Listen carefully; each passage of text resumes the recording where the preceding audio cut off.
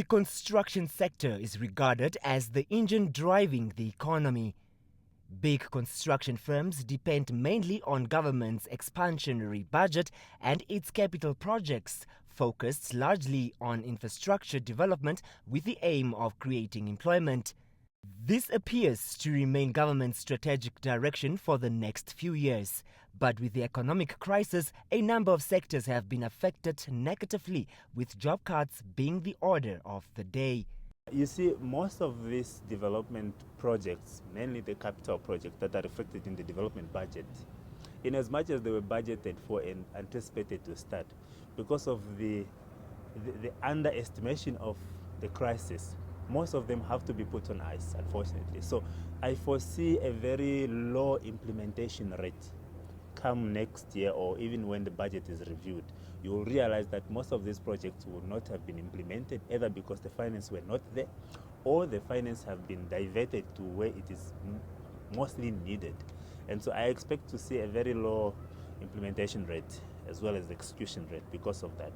The impact of the crisis was underestimated from the beginning, and so most of these projects that were appearing on the development budget side of things are not going to take place because of the situation that has really gone so bad.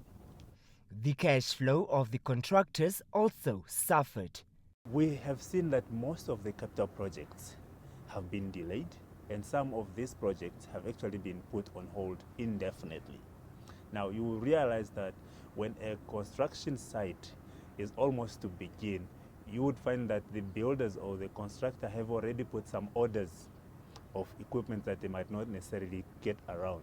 And so the impact thereof is they have to go back to the drawing board and relook at the contractual agreements and expectations. So you will find that for these big capital projects that were put on ice or indefinitely, the constructors that have already placed orders of these equipments have to go back and renegotiate, or maybe to cancel all the order completely.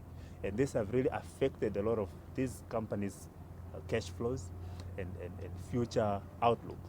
So yes, definitely, we have seen a number of these projects being delayed, but most of them, a large number of them, were also put on ice indefinitely. Likukela advised those in the construction industry to always look for greener pastures and to start marketing their businesses in times like this. I think some of the suppliers that have foreseen this situation have prepared themselves in terms of diversifying their market base.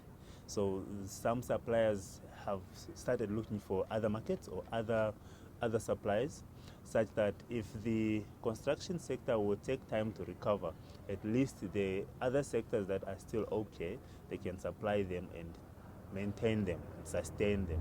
But over and above, a recession is not entirely the end of the world for business people, especially those that have been in previous recessions. So if they had prepared themselves, they would have looked for other markets to diversify so that they do not feel the impact of the crash in the construction sector. But also, not only diversifying, this is an opportunity also really for them to discover new markets or new clients. In as much as they are going to feel the impact, but they can use this as an opportunity to find out which of the markets are less resilient to the recession. For Business Today, Franklin Muningirwa, Windhoek.